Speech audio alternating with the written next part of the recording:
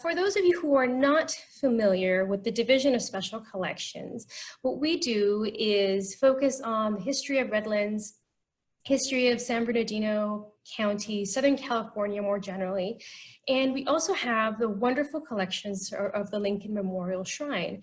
The Lincoln Memorial Shrine was founded in 1932 by Robert and Alma Watchorn, and it's a research center and a museum that focuses on Abraham Lincoln and the Civil War and all of the issues that were so important at that time.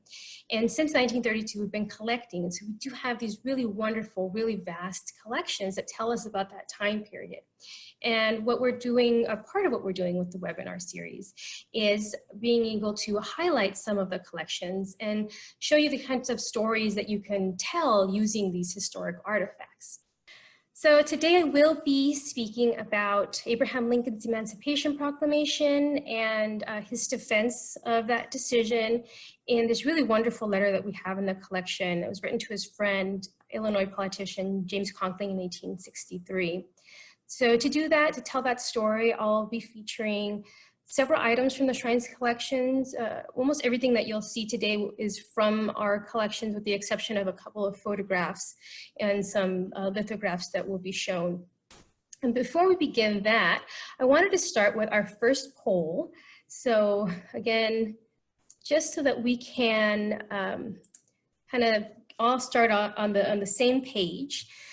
Our first poll asks, what did the Emancipation Proclamation achieve? And you can see what your options are there. It ended slavery throughout the United States, allowed African-American men to join the military, ended slavery in the rebelling states, or the second and third option. So I'll give you a few more seconds to answer.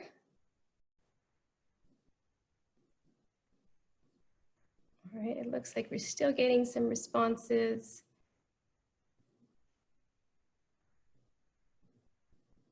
All right, so we will end polling there, and very good. So the answer was, it allowed African-American men to join the military, and it ended slavery in the rebelling states.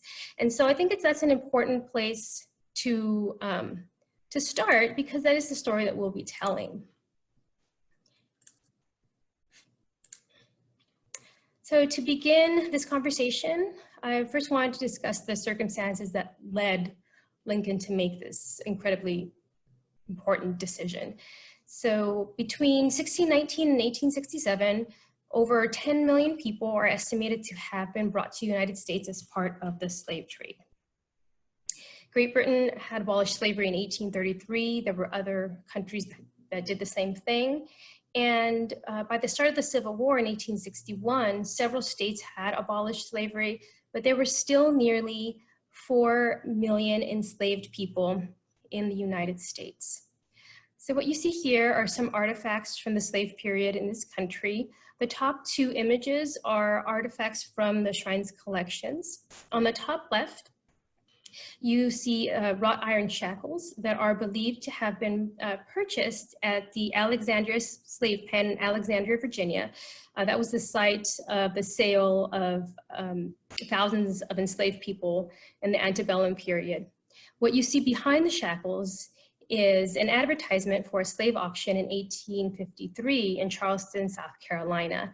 And in this auction, there were 98 persons who were being sold, including 30 who were under the age of 10. On the top right, you see a small copper slave badge. Badges like this were issued in Charleston, South Carolina. This particular badge, you can see, is dated 1840, and it was issued to a person who would work as a porter. And basically, they were meant to signify that an annual tax had been paid for the person who was wearing it. And they were a really good source of income or tax revenue for the city of Charleston.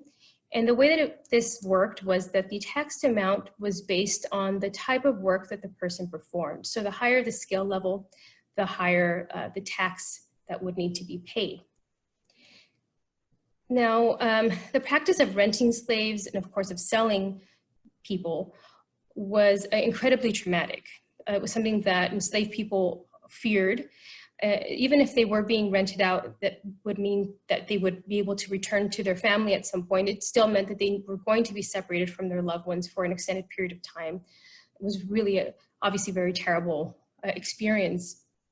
The illustration below is not something from our collection, but it does show a type of collar that was designed to punish the person who was wearing it.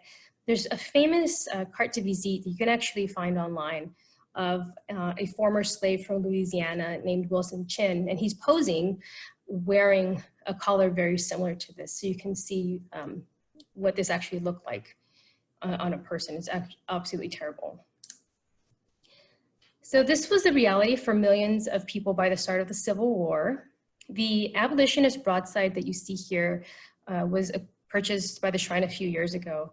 It's titled Comparison of Products, Population, and Resources of the Free and Slave States. And it compares 28 different issues in both free and slave states and the decade before the Civil War. And it includes education and slavery, manufacturing, transportation, agriculture. And if you look at the close-up on the right, it shows you some specific areas that are touched on in this broadside.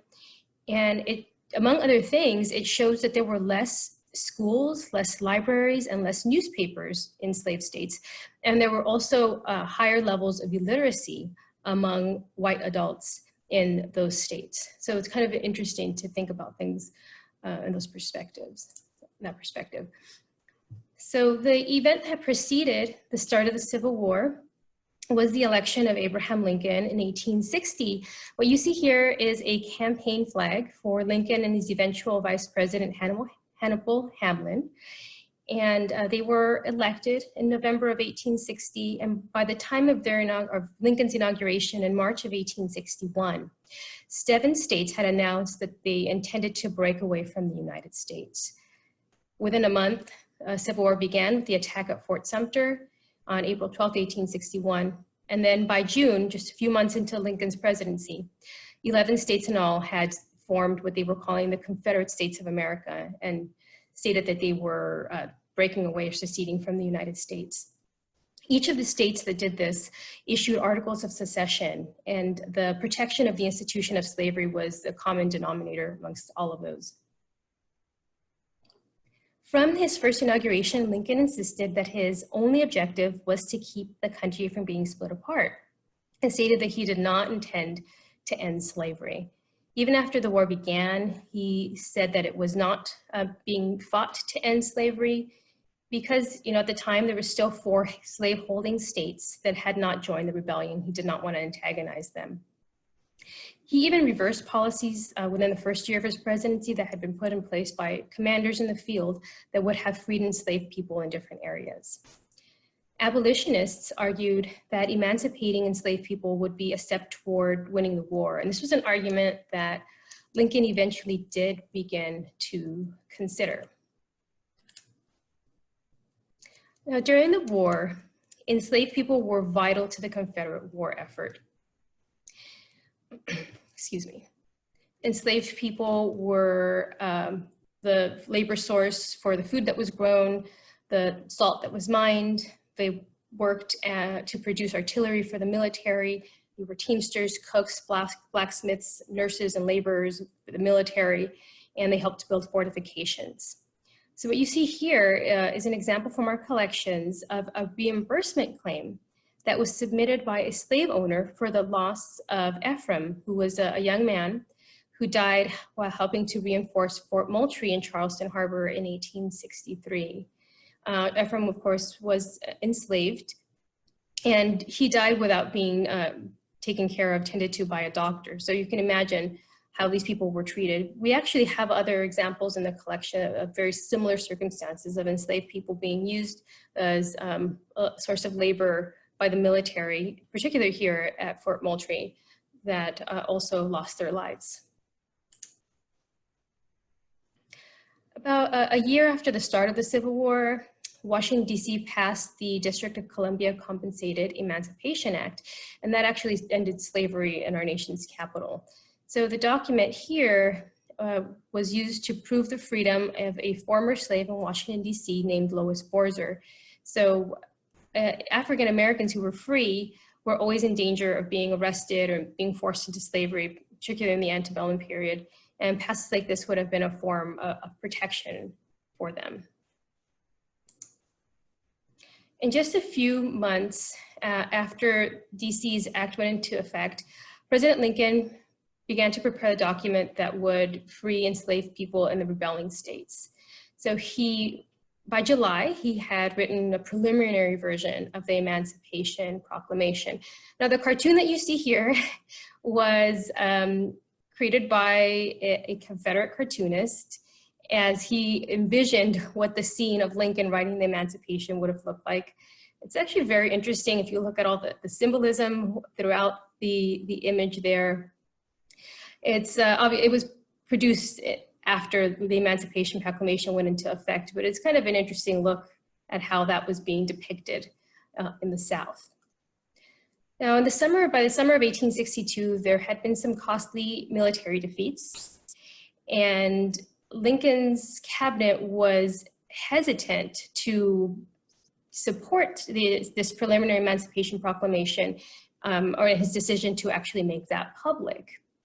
That Lincoln's Secretary of State, William Seward, argued that Lincoln needed a victory to be able to make a decision like this. And that actually brings me to our second poll. All right, so there you see, we're asking which major battle preceded Lincoln's announcement of the Emancipation Proclamation. And all of the battles that you see listed here, Shiloh, Antietam, Fredericksburg, and Bull Run, were all military engagements from 1862 from the Eastern Theater of the War. So I'll give you some more time. Some of you may be history buffs or Civil War history buffs and may already know the answer to this question. It's okay if you don't. All right, so just a couple more seconds. All right. So very good. It was the Battle of Antietam. So you can see there the results. It was the Battle of Antietam,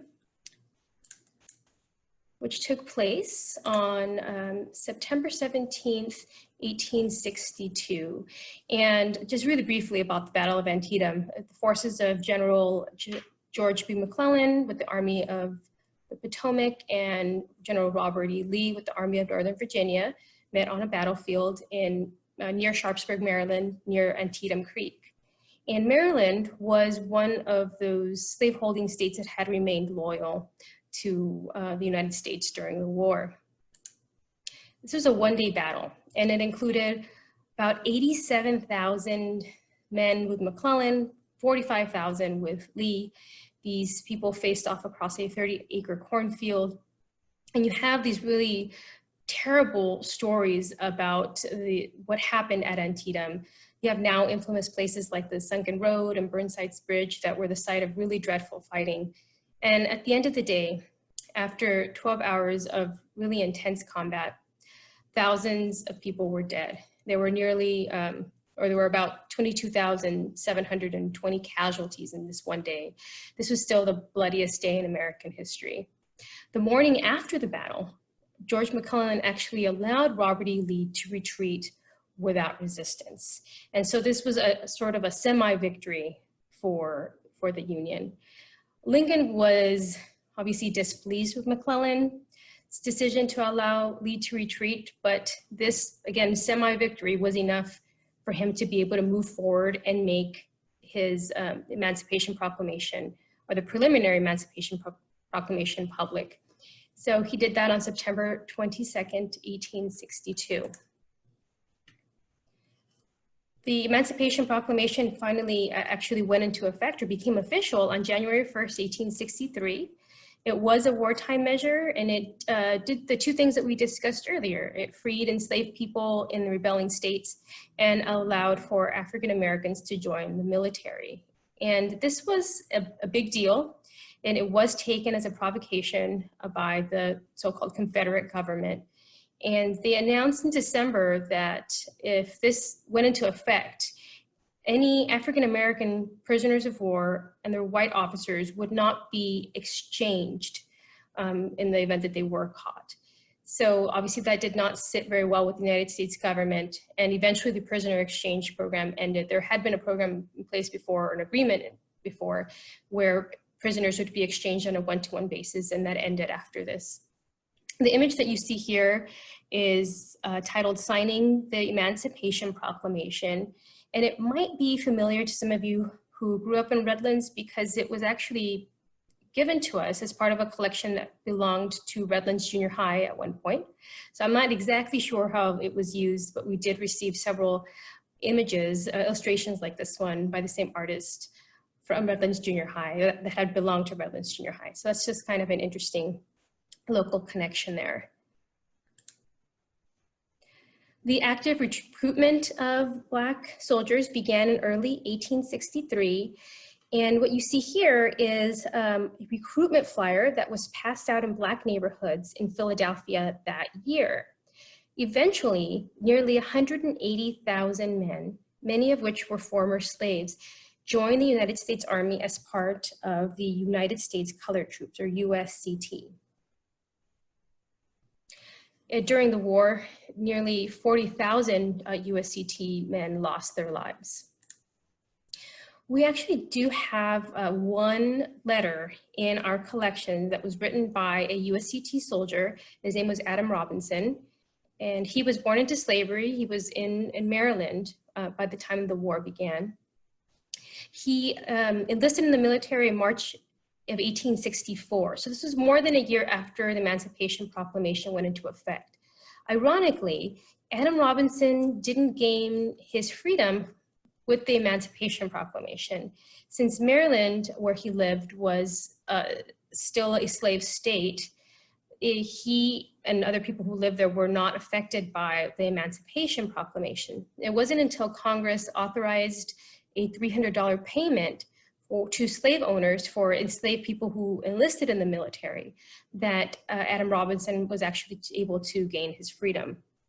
The letter you see here was written to his wife and friends in October of 1864 from Petersburg, Virginia. And you can see that the part of the letter that's transcribed here, he describes his experiences on the front. He was at Petersburg, as I said, which had been under siege for several months by the time he wrote this letter. He also wrote a little later on in the letter, I have found one of my cousins 3 days after I was in, and he has been writing for me ever since. So this likely meant that Adam Robinson was not literate and needed someone to help write his letters for him. This was not, of course, unusual for a person in his circumstances. With the exception of religious instruction, educating enslaved people was often discouraged and even became illegal in some areas in the antebellum period. The belief that literacy and just knowledge threatened the institution of slavery was rampant, was very common. So unfortunately, from what we know, it does appear that Adam Robinson survived the war. With Lincoln's Emancipation Proclamation, the aim of the war shifted. And that was not a decision that everybody agreed with.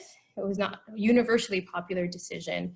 So I'll show you a few letters that we have in the collection that were written by soldiers during the war, and a letter from the home front as well, that shows how people were reacting to the Emancipation Proclamation from the time it was first announced in September through after it went into effect in January. So here we have a letter written by Halsey Bartlett. He was just 20 years old when he enlisted in 6th Connecticut Infantry in 1861. And he was writing a letter to his mother in October of 1862, just a little less than 2 weeks after Lincoln issued the preliminary Emancipation Proclamation. And you can see he expresses his support for the decision. He wrote, "What do you think of President Lincoln's last proclamation? Don't you think it's a good one? The 1st of January will tell. If the rebels come to terms, fighting is about over with."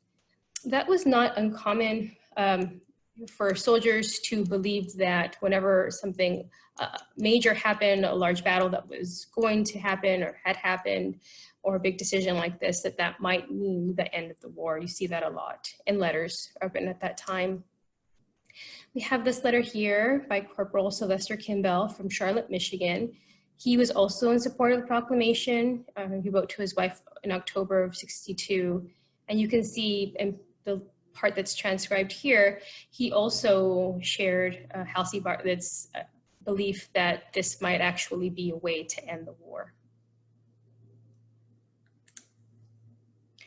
This letter here is by Benjamin Reifsnyder. He was one of those people who was not happy to hear about the Emancipation Proclamation and that would actually shift why the war was being fought. He was from Philadelphia, and he enlisted in the 68th Pennsylvania in August of 1862. So that was just a few months before he wrote this letter. And you can see from his quote there that he felt that he enlisted for one reason, and now he was being asked to fight for another. That was also not uncommon from the letters of soldiers who were fighting, who were not happy about it. You see this same sentiment being repeated. This is a letter from the home front, and it was written by Edwin Ferris in Polo, Illinois, just 1 week after the Emancipation Proclamation actually went into effect. And he's writing to Reverend Greer to inform him of a meeting that was going to be held at the local Presbyterian church to celebrate the Emancipation Proclamation, which he described as a great national event. This was in Illinois, which is of course Lincoln's home state. And this is one positive reaction to the Emancipation Proclamation that was not true throughout Illinois. And I'll talk a little bit more about that a little later on. This letter here is written by William Mickel of Duanesburg, New York. And he also referenced opposition to Lincoln. He was not opposed to the proclamation, but he referenced how the Democratic Party opposition, he'd been aware of the Democratic Party's opposition to the Emancipation Proclamation. Now, in a different letter that he wrote in November of 1863, he stated, "I really think that God will not allow this war to cease until the monster slavery is entirely crushed. May his will be done." So you can see where he actually fell in terms of support of the proclamation.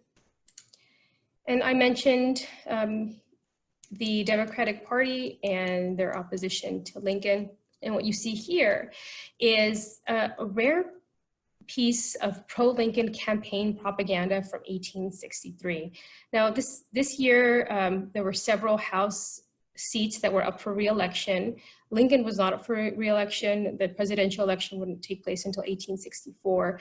But there was still this concern amongst the Republican Party that Lincoln would not be able to be re-elected the following year. And so they started to campaign very early on, even for him in 1863. So the introduction of the Emancipation Proclamation and allowing Black troops to join the military didn't really sit well with many people. And there had been New York City draft riots that would happened in July of 1863, and all of this really shifted the public's opinion of Lincoln. And so what you can see here, this broadside is worded in the form of a question and answer, and it's designed to make it appear as if the Democratic Party had historically supported racial equality in the United States. And that had been one of the criticisms that Democrats had of Republicans. And so you can see some of the question and answers that they posted there is sort of a bizarre example of political dirty tricks at that time. So that brings me to our next poll. Here you can see, so Lincoln's biggest critics in the North were peace Democrats, and they were often known as, your options are red strings, unionists, copperheads, or anti-abolitionists. So feel free to think about it. I'll give you a little more time.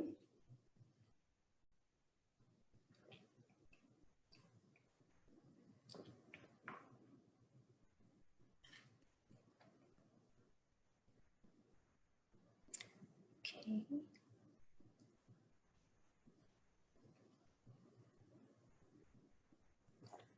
Okay, So there you can see copperheads. That is the correct answer.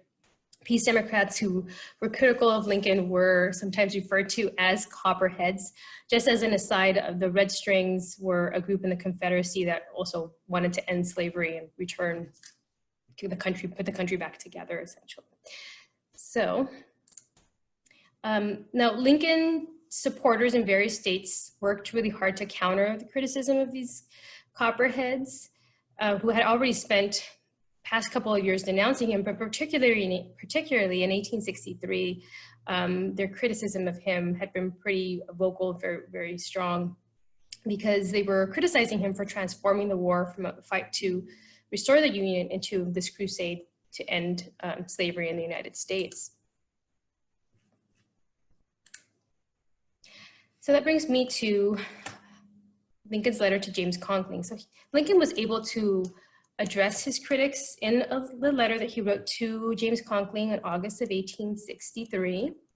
James Conkling was a former mayor of Springfield, Illinois, which was, of course, where Lincoln lived before the war, where he practiced law. And he was also a member of the House of Representatives for Illinois.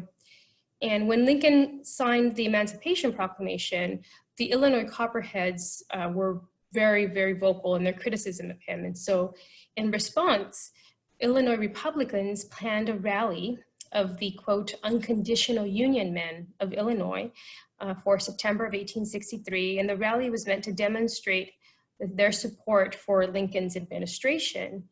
And James Conkling invited Lincoln to speak at this rally.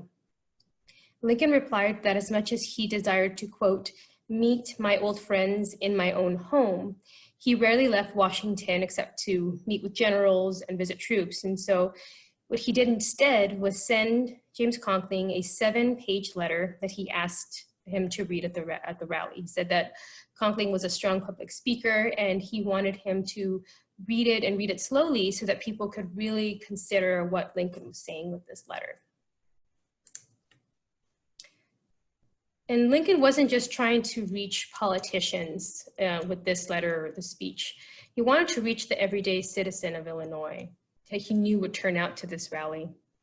Historian Dorrance Goodwin wrote about the importance of this speech in Team of Rivals, and she stated that everyone from the farm to the workshop, from office and the counting room, was expected to turn out to this rally, and that this would prove to those Illinois Copperheads that people continue to support Lincoln's administration and their causes. So in order to accomplish this, Lincoln really did need the support of the state's Republican politicians. And there you can see some of the people who would be there to help him. So you had Illinois Governor Richard Yates, who was an outspoken opponent of slavery. He actively raised volunteers when the war began.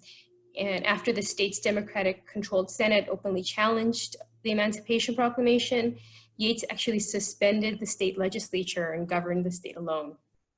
You have William Kellogg in the bottom in the center, and he was a former member of the House of Representatives by the time that this letter began, or this letter was read, but he was still very influential. He was an influential figure in Illinois, and he was a good friend of Lincoln's. You also have Senator Lyman Trumbull, who was close to Lincoln prior to his inauguration. He went on to co-author the 13th Amendment. And you have Representatives Elihu Washburn, John Farnsworth, Owen Lovejoy, and Isaac Arnold. And these men were all abolitionists. Some of them had been Democrats before switching to the Republican Party. Owen Lovejoy had helped as a conductor on the Underground Railroad. So you can see that these were the men that Lincoln really needed to sell the Emancipation Proclamation to the public. They were abolitionists, former Democrats, they were his longtime friends. These were the men who he needed to get his message out to the public. So I'll go through a few points of the letter, and then I'll tell you the story of how it came to Redlands and to become part of the Shrine's collections. So this is a 7-page letter. Do not be worried, I'm not going to read the whole letter, but I'm just going to go over a few points that he makes in the letter and the argument that he's trying to make. So again, this is from Lincoln's letter to James Conkling and his defense of the Emancipation Proclamation.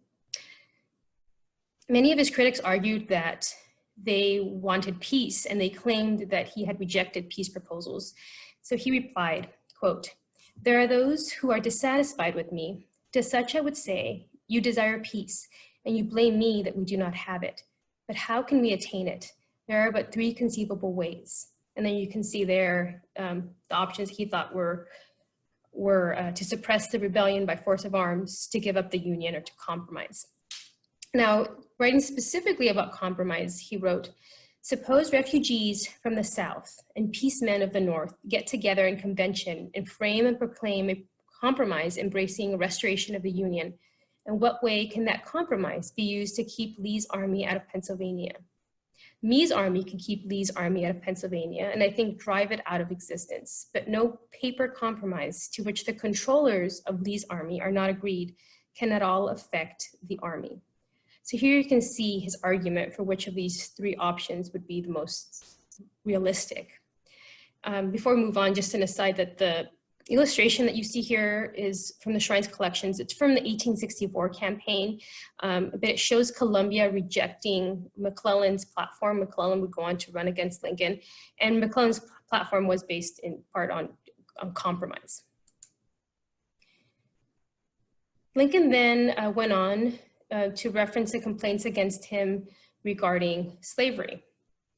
He wrote, quote, "Yet I have neither adopted nor proposed any measure which is not consistent with even your view, provided you are for the Union.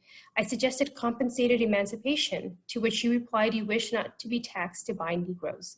But I had not asked you to be taxed to buy Negroes, except in such a way as to save you from greater taxation, to save the Union exclusively by other means." Many of his critics claim that he was acting outside of the Constitution, and he explained, "You disliked the Emancipation Proclamation and perhaps would have it retracted. You say it's unconstitutional. I think differently. I think the Constitution invests its commander-in-chief with the law of war in time of war." And then continued, "Armies the world over destroy property when they cannot use it, and even destroy their own to keep it from the army. Civilized belligerents do all in their power to help themselves or hurt the enemy, except a few things regarded as barbarous or cruel." So on the right there, you can see the advertisement that I discussed earlier for the slave auction in 1853 in Charleston. He then wrote about the decision to allow African-American men to join the military and how that decision would hurt the Confederacy. He wrote, "I issued the proclamation on purpose to aid you in saving the Union. Whenever you shall have conquered all resistance to the Union, if I shall urge you to continue fighting, it will be an apt time for you to declare you will not fight to free Negroes.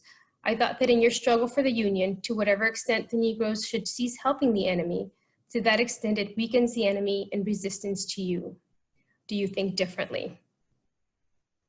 He then continued, "But Negroes, like other people, act upon motives. Why should they do anything for us if we do nothing for them? If they stake their lives for us, they must be prompted by the strongest motive, even the promise of freedom, and the promise being made must be kept.